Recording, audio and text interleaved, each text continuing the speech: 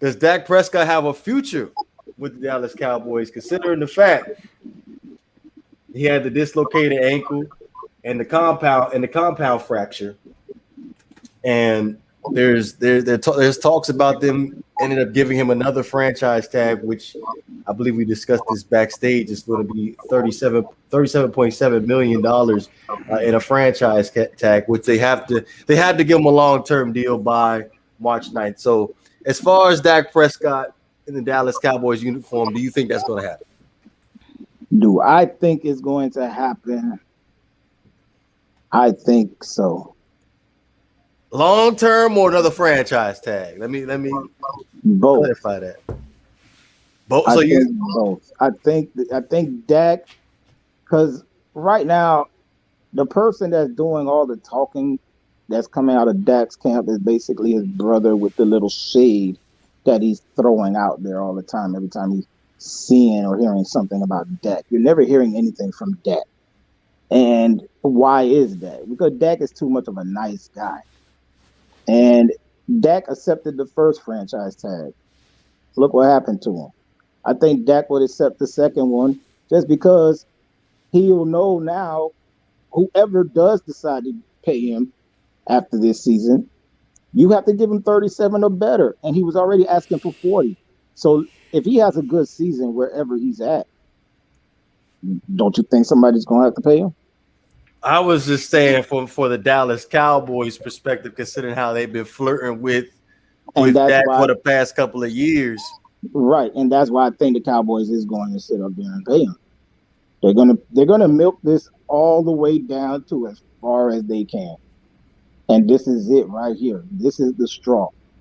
Right after this, 'cause all his money right now, it's going to be guaranteed. So take this.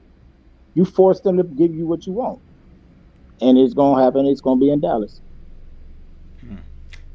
This kind of reminds me of a scenario that a lot of NFL franchises end up in, where you have maybe not. I would say Dak Prescott is a very good, bordering on the edge of being a great quarterback. Not the greatest, but very good, bordering on being a great quarterback. And a lot of franchises, they mess up their future giving these dudes these record-breaking contracts. Look at the Rams. You had your boy Jared Goff out there, gave him one good season, got paid, and then eventually, what was, in my opinion, very apparent, because Todd Gurley gave him all that cover fire all season, the dude was trash. And so now you have a very expensive piece of trash on your roster.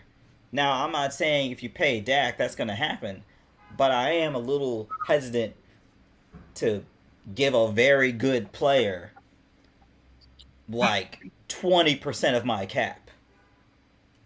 You know what I mean? Like, that's At some point in time, you're gonna have to give it up, Yes, if you you will. have a franchise quarterback. I understand.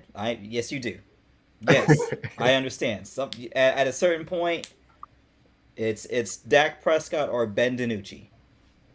So I get it. It's a virtual gun to your head, basically, and that man's gonna get paid. And the fact that you paid Amari and Zeke first, when you should have taken care of him first, when you should have taken care of Dak first. He's the quarterback. His price only going to go up higher and higher, and his price is bound to go up much higher than Amari Cooper or Ezekiel Elliott's price would go up.